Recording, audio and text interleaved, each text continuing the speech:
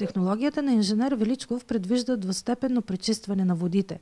Най-напред водата преминава през тъй наречените центрофуги, в които следствие на центробежните сили се отделят твърдите частици и после се оттаяват в хидроциклони. Известни са хидроциклоните, които се ползват за пречистване на води. Аз съм направил едно подобряване. Като вътре в хидроциклона съм сложил допълнително микросита, които след като се утаят матилките, се и прецежда. Според Йордан Величков, технологията му има значителни предимства пред предлаганите досега методи за пречистване на питейните води.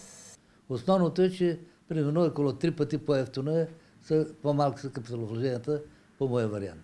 Освен това, внедряването й няма да доведе до поскъпване на питейната вода. Предложението си той ще депозира в община Шумен, която предстои да обяви конкурс за изграждане на пречиствателна станция.